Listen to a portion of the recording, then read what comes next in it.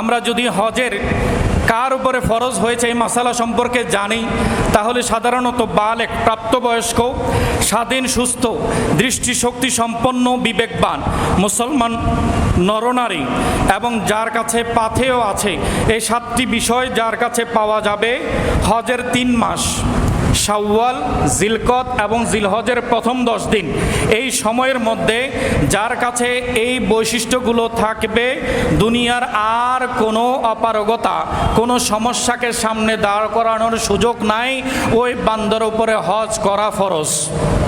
হজ করা ফরজ। আমরা তো অনেকেই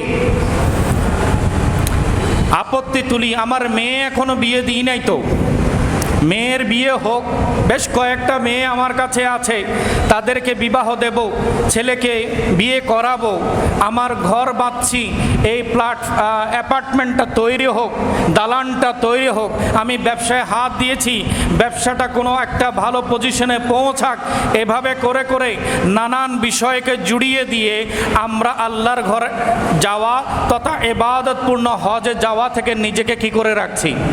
দূরে সরিয়ে রাখছি। অথচ ইসলামী শরিয়া মোতাবেক এইভাবে কোনো অজুহাত, আপত্তি পেশ করার কোনো অনুমতি নাই। সময় যখন হবে, যেটার জন্য যেটা ফয়সালা, সেটা কার হুকুমে হবে? আপনার মেয়ের বিবাহ কখন হবে সেটা কার হাতে? ছেলেকে কবে বিয়ে করাবেন, আপনি আপনার পরিবার নিয়ে কোন অবস্থায় যাবেন, ভবিষ্যতের সব কিছু কার হাতে? এখন যেটা আপনার সামনে আছে ওটার উপরে শরীয়তের যেটা বিধান আপনার উপরে বর্তায়, আপনি সেটাকে অজানা কোনো বিষয়ের উপরে ট্যাগ লাগিয়ে সমস্যা বা বাধাগ্রস্ত করার কোনো অনুমতি নাই। তাই আমাদের ভাইদেরকে বলবো, যাদের কাছে সামর্থ্য আছে, সামর্থ্য হচ্ছে প্রথম কথা হচ্ছে তিনি বালেগ, শক্তি আছে, সুস্থ আছেন, খানে কাবা যাওয়া আসা করা 25 দিন, 40 দিন বা 45 দিন, এক এক প্যাকেজ অনুপাতে তাকে বেশ কম দিন সেখানে অবস্থান করতে হয়, কম বেশি। তো যেই প্যাকেজে যতদিন তাকে অবস্থান করতে হবে, সে অবস্থানের দিনগুলো তিনি শারীরিকভাবে ফিট থাকবেন, সুস্থ থাকবেন, আর যাওয়া আসার খরচ বহন করতে পারবেন। আরেকটা হচ্ছে উনি পরিবারের যদি প্রধান হয়ে থাকেন, তাহলে পরিবারের ভরণ পোষণের এই 1.5 মাস সময়ের মধ্যে, 45 দিন হলে 1.5 মাস সময়ের মধ্যে পরিবারের ভরণ পোষণ, থাকা খাওয়া, তাদের পোশাক পরিচ্ছদ, চিকিৎসা বাবদ যে খরচটা বহন করতে হয়, সেটা যদি তিনি নিশ্চিত করে যেতে পারেন, তাহলে তাকে অবশ্যই অবশ্যই হজ করতে হবে। এই সময়ের মধ্যে তিনি অন্য কোনো অজুহাত সামনে আনার কোনো অনুমতি নাই। আর যদি না করে, হজ করার সামর্থ্য থাকার পরেও যদি হজ না করে, আল্লাহর হাবিবের হাদিস শুনুন।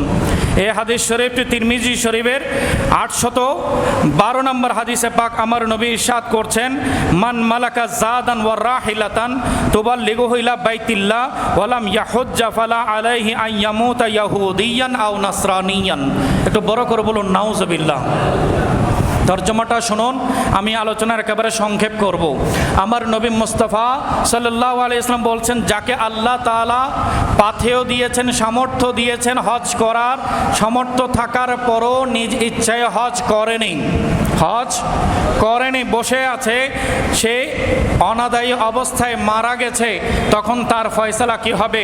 আল্লাহর হাবিব বলছেন, ফালা আলাইহি আন ইয়ামুতা ইয়াহুদিয়ান আও নাসরানিয়ান।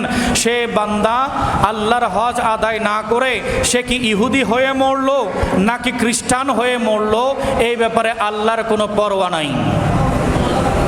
অর্থাৎ যারা হজের মতো এমন ফরজ ইবাদতকে অস্বীকার করে, তারা বেঈমান হয়ে মরার সম্ভাবনা আছে। একটু বড় করে বলুন নাউজুবিল্লাহ। তারা ঈমান হারা হওয়ার সম্ভাবনা আছে। তাই আমাদের ভাই এবং বোনেরা যাদের কাছে ক্যাশ আছে অথবা অলংকার, অর্নামেন্টস আছে, আমার মা ও বোনেরা যারা শুনছেন এবং সোশ্যাল মিডিয়াতে অনলাইনে যারা শুনছেন, সবার কাছে আকুল আবেদন হচ্ছে, ইসলামী শরীয়তে হজ কিন্তু একবারই ফরজ করা হয়েছে। কয়বার?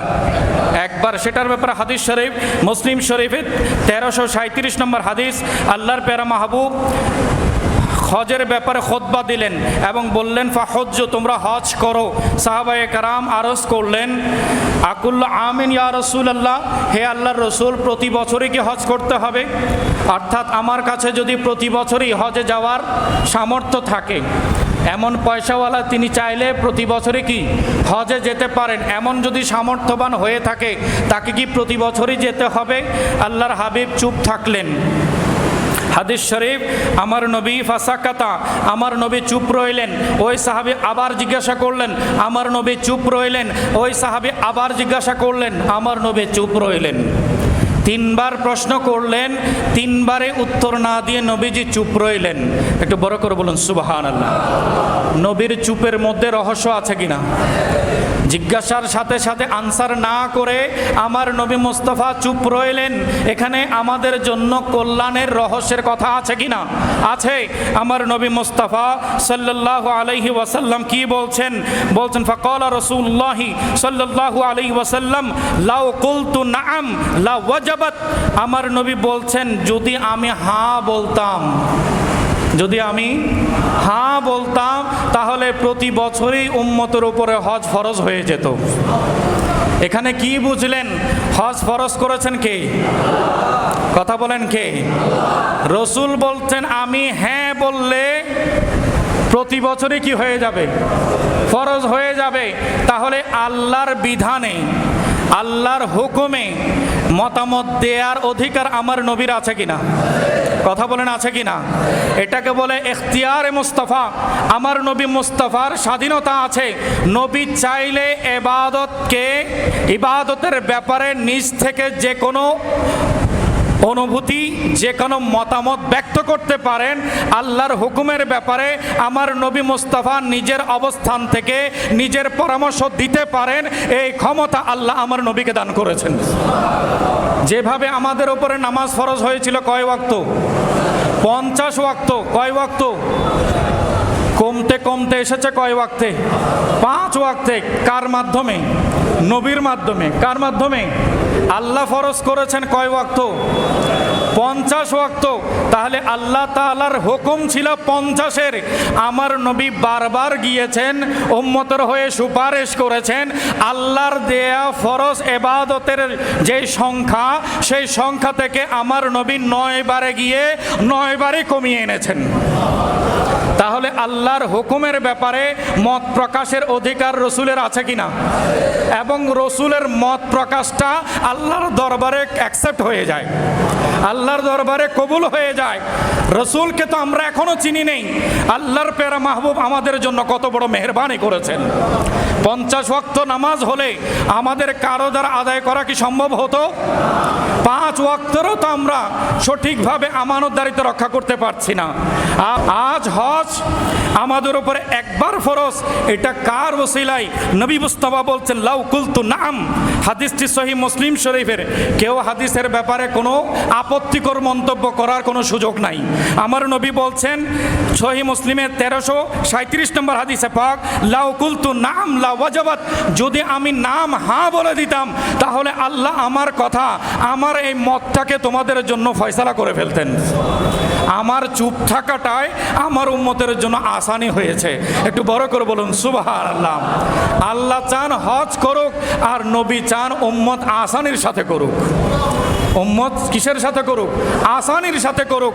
রাসূল করিম সাল্লাল্লাহু আলাইহি ওয়াসাল্লাম বললেন তোমাদের উপরে একবার হজ ফরজ, তাই আমাকে বারবার কোয়েশ্চেন করিও না, প্রশ্ন করিও না। প্রশ্ন করার কারণে অবস্থার পরিবর্তন হয়ে যায়। আমি যতটুকু দিই ততটুকু নাও। আমার উপরে কোনো আপত্তি, কোনো আপিল করতে আসিও না। হাদিসের পরের অংশটা আপনারা তর্জমা পড়লো বুঝে নেবেন।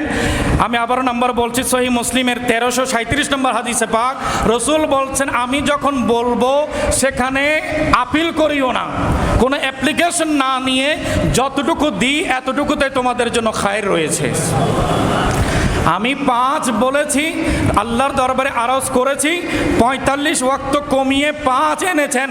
তবে আল্লাহ আসার সময় ফয়সালা করেছেন হাবিব একে তো আমি 10 দেই নাকি, আপনার উম্মত পড়বে 5 ওয়াক্ত, আর আমি তাদেরকে সওয়াব দেব 50 ওয়াক্তের।